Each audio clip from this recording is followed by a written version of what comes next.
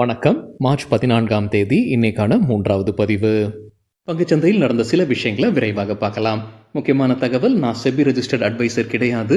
நம்ம சேனல்ல இருந்து எப்போதுமே ஸ்டாக் ரெக்கமெண்டேஷன்ஸ் கிடையாது.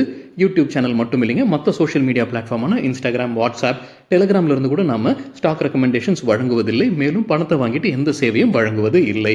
பல போலியான குரூப் இயங்கிட்டு இருக்கு. தயவு செய்து ஜாகிரதையாக இருங்க. இந்த வீடியோவில் காட்டக்கூடிய அனைத்து கம்பெனிகளும் வெறும் இன்ஃபர்மேஷனல் பர்பஸ்க்காக மட்டுமே முதலீடு செய்யுங்கன்னு சொல்கிற வீடியோ கிடையாது. எந்த ஒரு முதலீட்லையும் ரிஸ்க் இருக்கும். ரிஸ்க் புரியாமல் இன்வெஸ்ட் செய்யாதீங்க. ரிஸ்க் புரியலன்னா தயவு செய்து இன்வெஸ்ட்மெண்ட்டை தவிர்த்துருங்க. நம்ம ருபி டிரைவர் சேனலை ஆதரிக்கிற அனைத்து நல்ல உள்ளங்களுக்கும் நன்றி. சில இண்டிவிஜுவல் ஸ்டாக்ஸ் மற்றும் செய்திகள் விரைவாக பார்க்கலாம். கோபால் ஸ்நாக்ஸ் ஐபிஓ முடிஞ்சு இன்னைக்கு லிஸ்ட் ஆனது. இஷ்யூ பிரைஸ் 401 ரூபாயாக இருந்தது. இன்னைக்கு லிஸ்டிங் டிஸ்கவுண்ட்ல லிஸ்ட் ஆயிருக்கு. 13% குறைவாக லிஸ்ட் ஆகியிருப்பதாக மணி கண்ட்ரோல்லேருந்து கிடைத்த தகவல். ஸ்மால் கேப் மற்றும் மிட் கேப் அண்மையில் வீழ்ச்சியை பார்த்துருக்கு. அது ஒரு ஆரோக்கியமான வீழ்ச்சி தான் ஜெஃப்ரிஸ் சொல்லியிருக்காங்க. பெரிய அளவுக்கு வீழ்ச்சி கிடையாதுன்னு ஜெஃப்ரிஸ் கருத்து தெரிவிச்சிருக்காங்க. தகவல் நம்ம கிடைத்தது மணி கண்ட்ரோல்ல இருந்து. நிதியாண்டு 2025 இந்தியா ஜிடிபி வளர்ச்சி எவ்வளவு இருக்கும்? ஃபிட்ச் என்ன கணிச்சிருக்கிறாங்க? அவங்க முன்ன சொன்னது 6.5%, இப்போ உயர்த்தி இருக்கிறாங்க. 7% இந்தியாவுடைய ஜிடிபி வளர்ச்சி இருக்கும்னு சொல்லியிருக்காங்க. நிதியாண்டு 2025 தகவல் நமக்கு கிடைத்தது மணி கண்ட்ரோல்ல இருந்து. 2024 ஜிடிபி வளர்ச்சி அவங்க எதிர்பார்ப்பது 7.8%. இந்தியாவுடைய சிபிஐ இன்ஃப்ளேஷன் 4% எட்டுவதற்கான வாய்ப்புகள் உள்ளதாக தெரிவிச்சிருக்கிறாங்க ஃபிட்ச். 2024 இறுதிக்குள்ளார இந்த 4% எட்டுவதற்கான வாய்ப்பு இருக்குன்னு சொல்லியிருக்கிறாங்க. அப்போ RBI இன்ட்ரெஸ்ட் ரேட்டை குறைக்க ஆரம்பிப்பாங்களா? ஆமாம்னு சொல்லி இருக்கிறாங்க ஃபிட்ச். எப்போலேருந்து குறைக்க ஆரம்பிப்பாங்க? ஜூலையிலிருந்து டிசம்பர் மாதத்திற்குள்ள குறைக்க ஆரம்பிப்பாங்க. 50 பேசிஸ் பாயிண்ட்ஸ் குறைப்பதற்கான வாய்ப்பு இருக்குன்னு சொல்லியிருக்கிறாங்க. 50 பேசிஸ் பாயிண்ட்ஸ்னா 0.5%. சைனாவுடைய வளர்ச்சி குறித்து ஃபிட்ச் என்ன சொல்லியிருக்கிறாங்க? 2024 அவங்க எதிர்பார்ப்பது 4.5%. முன்ன சொல்லியிருந்தது 4.6%. ஸோ இப்போ குறைச்சிருக்கிறாங்க. TV18 ப்ராட்காஸ்ட் இன்னைக்கு இன்ட்ராடேல வீழ்ச்சியை பார்த்துருக்குன்னு NDTV ப்ராஃபிட்லேருந்து கிடைத்த தகவல். நம்ம காலையிலேயே ஒரு செய்தி பார்த்துருந்தோங்க. ரிலையன்ஸ் இண்டஸ்ட்ரீஸ் வியகாம் 18 கூடுதலாக ஸ்டேக் வாங்குறாங்க. அவங்க பேரமௌண்ட் நிறுவனத்துடைய 2 நிறுவனங்கள் கிட்ட இருந்து அவங்க ஷேர்ஸை வாங்குறாங்க. 13% ஸ்டேக் வாங்க போகிறாங்கன்ற தகவல் நம்ம பார்த்துருந்தோம். அதோடைய ரியாக்ஷனாக TV18 ப்ராட்காஸ்ட் இனிஷியலாக லோவர் சர்க்கியூட் 5% எட்டியது. அதற்கு பிறகு அப்பர் சர்க்கியூட்டும் எட்டியிருக்கு. ஸோ இன்னைக்கு வாலட்டைலாக இருந்திருக்கு TV18 ப்ராட்காஸ்ட். லோவர் சர்க்கியூட்டை முதல்ல எட்டியது, அப்புறம் அப்பர் சர்க்கியூட்டையும் எட்டியது. தகவல் நம்ம கிடைத்தது NDTV ப்ராஃபிட்லேருந்து. ஃபெடரல் பேங்க் இன்னைக்கு இன்ட்ராடேல 6% விழுந்திருக்கு. காலையில் வீடியோவில் நம்ம ஒரு செய்தி பார்த்துருந்தோங்க. RBI கோ-பிராண்டட் கிரெடிட் கார்ட்ஸை வழங்கக்கூடாதுன்னு தடை விதிச்சிருக்காங்க ஃபெடரல் பேங்க்கு. அது கூட காரணமாக இருந்திருக்கலாம். இன்னைக்கு இன்ட்ராடேல 6% விழுந்ததற்கு NDTV ப்ராஃபிட்லேருந்து கிடைத்த தகவல். இதே போன்ற செய்தி நம்ம சவுத் இந்தியன் பேங்க்குக்கும் பார்த்துருந்தோம். ஆனால் சவுத் இந்தியன் பேங்க் இந்த வீடியோ சேர் நேரத்தில் கிரீனில் தான் ட்ரேட் ஆகிட்டு இருந்தது. பஜேல் ப்ராஜெக்ட்ஸ் தரப்பு அப்டேட் இருக்குது. கம்பெனிக்கு 2 கான்ட்ராக்ட்ஸ் கிடச்சிருக்குன்னு சொல்லியிருக்காங்க. 2மே பவர் கிரிட் கார்பரேஷன் கிட்ட இருந்து. ஒன்று டெல்லியில், அதோடைய மதிப்பு 92 கோடி ரூபாய். மற்றொன்று குஜராத்தில், அதோடைய மதிப்பு 358 கோடி ரூபாய். ராயல் ஆர்கிட் ஹோட்டல்ஸ் 5 ஸ்டார் ஹோட்டலை திறக்க இருக்கிறாங்க. சூரத், குஜராத்தில் 288 அறைகள் கொண்ட 5 ஸ்டார் ஹோட்டலாக இருக்கும்னு சொல்லியிருக்காங்க Royal Orchid Hotels. SpiceJet இன்னைக்கு இன்ட்ராடேல நல்லா பர்ஃபார்ம் பண்ணியிருந்திருக்காங்க. 8% அதிகரிச்சிருக்கு. கம்பெனி தரப்புல ஒரு அப்டேட்டும் இருக்கு. அவங்க 10 ஏர்கிராஃப்ட் லீஸ் எடுப்பதற்கான ஒப்பந்தத்தில் கையெழுத்திட்டு இருப்பதாக சொல்லியிருக்காங்க. கோடை காலத்துக்கு பயன்படுத்துவதற்காகத்தான் இந்த ஏர்கிராஃப்டை பயன்படுத்துறாங்க. அதே போல முன்னவங்க 3 நிறுவனங்களுடன் வழக்கு இருந்து அது 3மே முடிவுக்கு கொண்டு வந்திருந்தாங்க. அது வழியாக 685 கோடி ரூபாய் சேமித்திருப்பதாக இன்னைக்கு பிரஸ் ரிலீஸ்ல அவங்க வெளியிட்டிருக்கிறாங்க. எந்தெந்த நிறுவனங்களுடன் அந்த வழக்கு இருந்தது? எகிலான் Ireland Madison 1, Cross Ocean Partners மற்றும் செலஸ்டியல் ஏவியேஷன், இவங்க கூட இருந்த வழக்கு எல்லாமே முடிவுக்கு கொண்டதுனால 685 கோடி ரூபாய் சேமித்திருப்பதாக பிரஸ் ரிலீஸ் வெளியிட்டிருக்கிறாங்க. அத்துடன் 10 ஏர்கிராஃப்டுக்கான லீஸ்லையும் கையெழுத்திட்டு இருப்பதாக சொல்லியிருக்கிறாங்க ஸ்பைஸ் ஜெட். அது காரணமாக இருந்திருக்கலாம் இன்னைக்கு இன்ட்ராடேல 8% அதிகரித்ததற்கு. லார்சன் அண்ட் டியூப்ரோ தரப்பு அப்டேட் இருக்கு. மிடில் ஈஸ்ட்லேருந்து அவங்களுக்கு ஒரு ஆர்டர் கிடைச்சிருக்குன்னு சொல்லியிருக்காங்க. அதோடைய மதிப்பு என்னன்னு சொல்ல, மேஜர் ஆர்டர்னு சொல்லியிருக்காங்க. கம்பெனி மேஜர் ஆர்டர்னு சொன்னாங்கன்னா அதோடைய மதிப்பு 5000 10,000 கோடி ரூபாய் இடையே இருக்கலாம். SBI கார்ட்ஸ் அண்ட் பேமெண்ட் தரப்புல அப்டேட் இருக்கு. மார்ச் 19ஆம் தேதி டிவிடெண்ட் குறித்து முடிவெடுக்க போறதாக சொல்லியிருக்கிறாங்க. டிவிடெண்ட் அறிவிச்சாங்கன்னா அதற்கான ரெக்கார்ட் டேட் மார்ச் 28.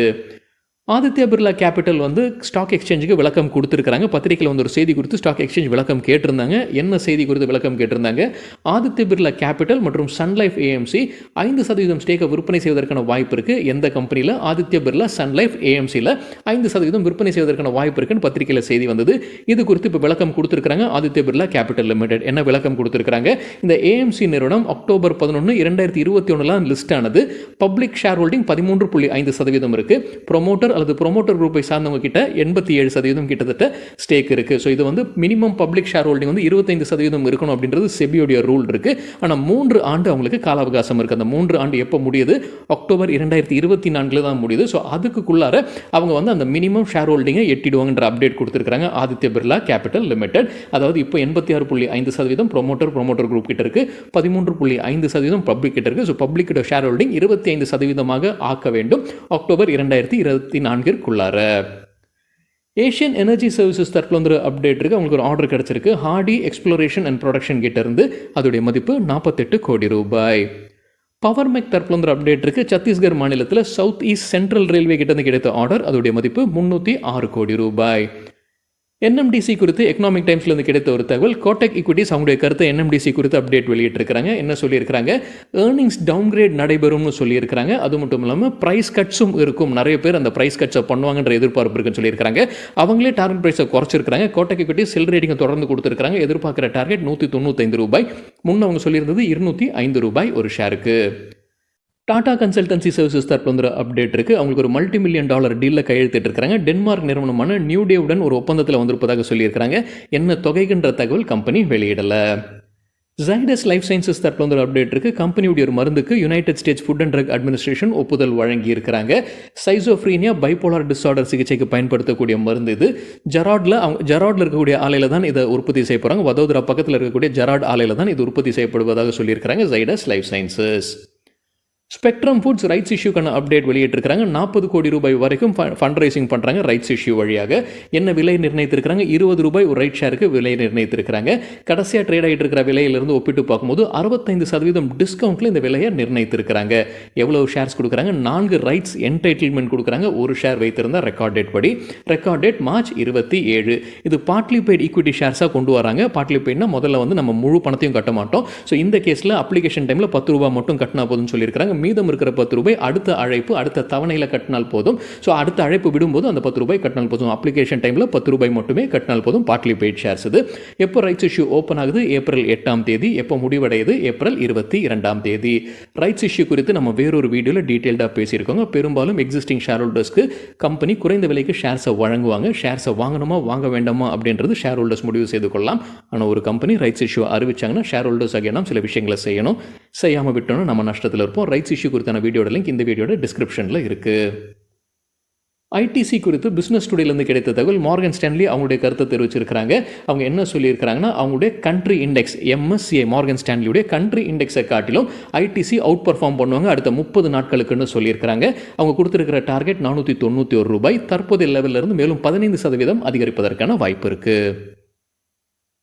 மிஸ்ரா தத்தோ நிகம் லிமிடெட் டிவிடெண்ட் அறிவிச்சிருக்கிறாங்க. ஒரு ஷேருக்கு ₹1.41. அதற்கான record date March 22. Titan intake limited தரப்பு வந்து அப்டேட் இருக்குது. நீங்கள் நல்லா பர்ஃபார்ம் பண்ணியிருக்கிறாங்கன்னு நினைக்கிறாங்க. இன்ட்ராடேல மார்ச் 27 போனஸ் குறித்து முடிவெடுக்க போகிறதாக சொல்லியிருக்கிறாங்க டைட்டன் இன்டெக் லிமிடெட். சரிங்க, இதுதான் சில விஷயங்கள் என்னுடைய பார்வைக்கு எட்டியது. நன்றி, வணக்கம்.